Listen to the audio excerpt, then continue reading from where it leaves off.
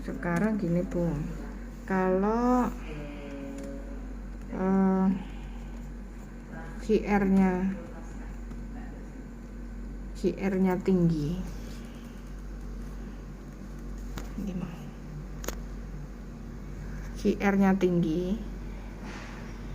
QR tinggi itu berarti mampu memanfaatkan aktiva lancarnya untuk melunasi hutang-hutangnya, gitu.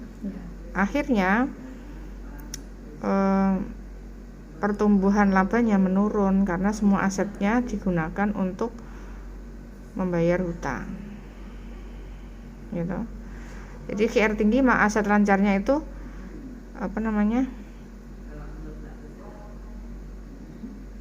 kurang dioptimalkan dan digunakan untuk melunasi hutang lancar, sehingga tidak memberikan sumbangan laba dan pertumbuhan laba semakin rendah.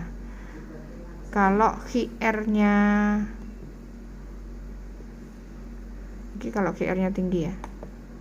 Kalau QR-nya rendah, perusahaan itu mampu mengoptimalkan penggunaan aset lancarnya. Jadi dia tidak memperhatikan persediaan yang ada di gudang.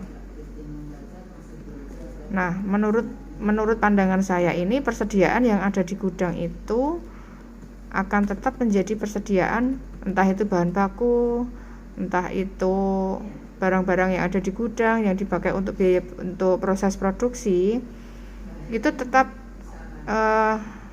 nantinya persediaan itu akan diolah menjadi barang yang jadi. Kalau barang yang sudah jadi, akhirnya bisa meningkatkan volume penjualan, dan itu harus di-push bagaimana untuk bisa menjual produk-produk dari perusahaan itu. Kalau produk itu volume penjualnya tinggi, akhirnya labanya tinggi. Nah, itu menurut saya. Tapi kalau yang QR-nya tinggi seperti yang ada di web juga ini, kalau rasionya lebih tinggi, maka aset lancarnya itu setelah pengurangan persediaan lebih tinggi dari kewajiban lancarnya.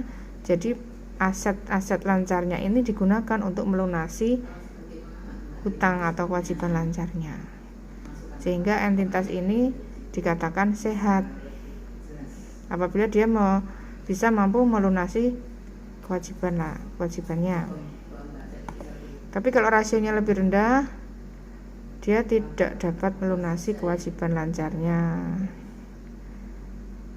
dan ini dikatakan tidak sehat. Tapi dia masih punya persediaan yang ada di gudang itu digunakan untuk proses produksi selanjutnya, diolah menjadi barang jadi, akhirnya menjadi barang yang siap dijual, dan diusahakan harus bisa meningkatkan volume penjualan.